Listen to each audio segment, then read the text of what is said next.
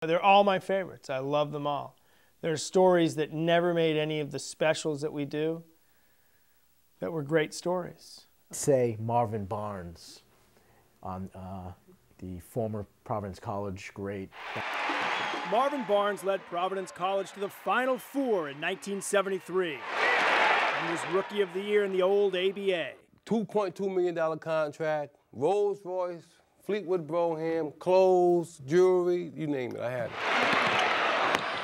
But in the blink of a layup, he didn't have anything but nothing. At one point, homeless and helplessly addicted. You know what it's like when you got to get up every morning and look for dope. The story we did about him was he went to this inner city school in Providence and talked to kids about drugs and talked to kids about how they mess up your life, how he was this superstar. He had everything, cars, jewelry, women, money, and how he went from here right to here within a year or two and was out of the NBA, you know, at one time was just, you know, I believe was living in an alleyway. Then people you go get the dope off treat you like you're a punk, like you're nothing. Man, let me get a 10, let me get a 20, man. Oh man, here, dope fiend, get out of my face. Now Barnes tells his tale to young Southern New Englanders Like a thank God. through his Rebound Foundation aimed at helping others avoid his mistakes. And we mic'd him up and he just stood in front of this class of kids, these 9th and 10th graders, and talked to them about drugs, and they were just like wide-eyed. They were just like, you know, I was shooting them and they were just like, they wouldn't stop looking at me. The stories he had, but we went to prison and he was, you know, he got beat up and he was beating people up and how he just went from here to here. It was just amazing to hear, and you hear about the stories all the time, but he had everything. He was a superstar and he lost everything. It helps me because it lets me know I didn't waste my time in life. God turned everything negative in my life for the good, and that's what God does for people that worship him, that praise him. For this former teenage thug, this former blue chipper, this former superstar, this recovering addict. I'm 50 now. I'll be 51 this year. I'm finally waking up.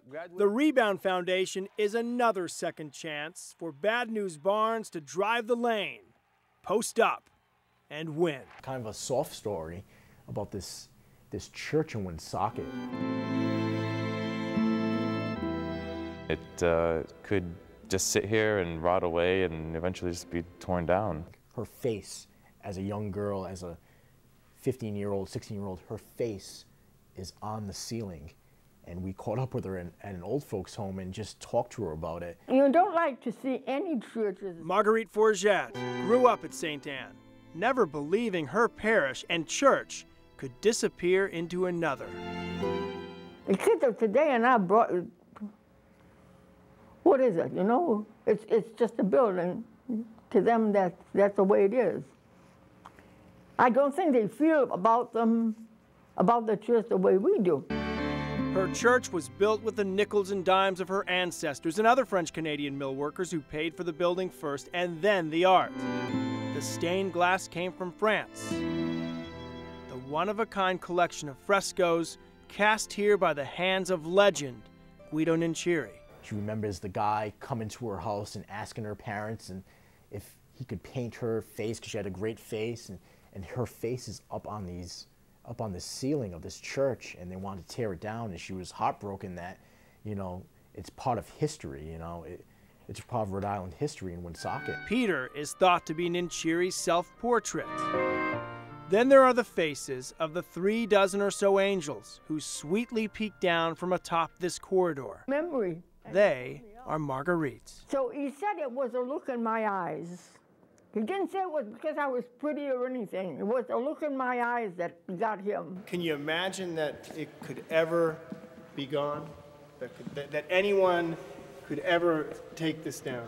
I can't imagine that. People don't think of the church and of charity like we did. We were brought up to make sacrifice and give. And she was up on the ceilings. It was just amazing. You know, all of our stories don't have to be hardcore or, you know, have rap music in them and everything. This was kind of like a deep story with this woman, who's a 90-year-old woman. The story about the restaurant that was started by a woman whose son committed suicide. Most who crowd the counter at Danny Boy's are here for the food. Were you surprised at what happened? Yes, I was. She is the heart and the work ethic behind the menu. Her son is the motivation. That was a great story because that story led to a lot of other parents who also dealt with losing their children to suicide coming into the restaurant. Among the diners filling up on this Friday, the cook's daughter, the namesake sister. The fact that it's such a silent, quiet pain that people don't talk about. And I didn't see that he was beating himself up. I saw that he was angry at the outside. And I'm not a psychiatrist, you know, just a mom. But so much more to so many more.